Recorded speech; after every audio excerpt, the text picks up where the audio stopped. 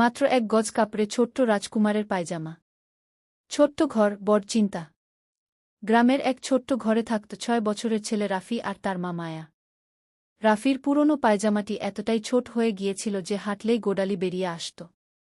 রাফি মাকে বলল, মা, আমার কি একটা নতুন পায়জামা হবে? মায়া ছেলের মাথায় হাত রেখে বলল, অবশ্যই হবে বাবা, তবে নতুন কাপড় কেনার মতো টাকা এখন হাতে নেই গি। রাফি একটু চুপ করে বলল, তাহলে পুরনো কাপড় দিয়েই বানিয়ে দাও।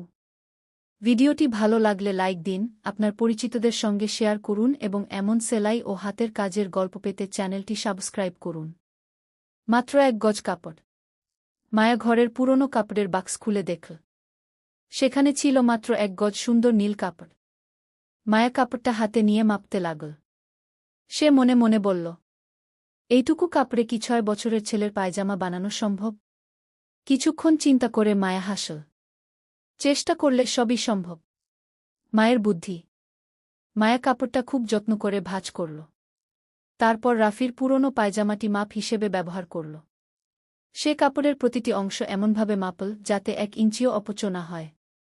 রাফি পাশে বসে অবাক হয়ে দেখছিল। মা, তুমি কি সত্যি এই ছোট্ট কাপড় দিয়ে আমার পায়জামা বানাতে পারবে?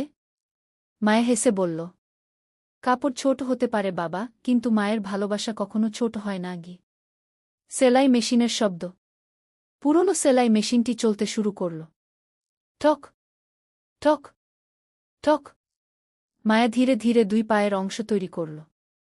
তারপর কোমরের অংশে ইলাস্টিক লাগাল। রাফি অধীর হয়ে অপেক্ষা করছিল। এক সময় মায়া বলল, এসো বাবা, পরে দেখো। রাফি পায়জামাটি পরে আয়নার সামনে দাঁড়াল। এক মুহূর্তের জন্য সে নিজের চোখকেই বিশ্বাস করতে পারল না। মাত্র ১ গজ কাপড়ে তৈরি হয়েছে সুন্দর, আরামদায়ক একটি পায়জামা। রাফি আনন্দে মাকে জড়িয়ে ধরে বলল, মা, তুমি তো জাদু জানো। মায়া হেসে বলল, জাদু না বাবা, একটু বুদ্ধি, একটু পরিশ্রম আর অনেক ভালোবাসা। রাফি বলল, আমি বড় হয়ে তোমার জন্য অনেক কাপড় কিনে দেব। মায়ের চোখে তখন আনন্দের জল। সেদিন রাফি নতুন পায়জামা পরে উঠানে খেলতে গেল।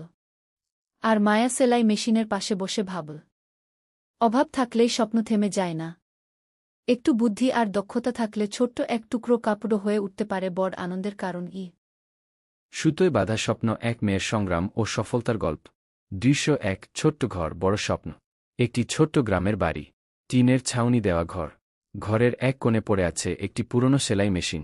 সেই মেশিনের সামনে বসে আছে মায়া। বয়স খুব বেশি নয়, কিন্তু জীবনের দায়িত্ব তাকে অনেক আগেই বড় করে দিয়েছে। মায়ার বাবা নেই। সংসারে মা আর ছোট ভাই। সংসারের খরচ, ভাইয়ের পড়াশোনা, মায়ের ওষুধ, সবকিছু চালানোই যেন প্রতিদিনের যুদ্ধ। মায়া জানে, অন্যের সাহায্যের আশায় বসে থাকলে এই সংসার চলবে না। তাই সে নিজের হাতের কাজকেই জীবনের ভরসা বানিয়েছে। দৃশ্য ২, পরিশ্রমের দিন। ভোর হওয়ার আগেই মায়ের ঘুম ভেঙে যায়। সে প্রথমে রান্না করে, মায়ের জন্য খাবার তৈরি করে, ছোট ভাইকে স্কুলে পাঠায়। ঘরের সব কাজ শেষ করে সে বসে যায় সেলাই মেশিনের সামনে। কখনো ব্লাউজ সেলাই করে, কখনো জামার ডিজাইন করে, আবার কখনো নিজের হাতে কাপড়ে সুন্দর নকশা তোলে। সকাল থেকে দুপুর, দুপুর থেকে সন্ধ্যা, মেশিনের শব্দ যেন থামতেই চায় না। কিন্তু মায়ের চোখে ক্লান্তি থাকলেও মুখে থাকে হাসি। কারণ সে জানে, এই ছোট ছোট কাজের টাকাতেই তার পরিবারের বড় স্বপ্নগুলো বেঁচে আছে। দৃশ্য ৩, অভাবের পরীক্ষা। একদিন বাড়িতে চাল প্রায় শেষ।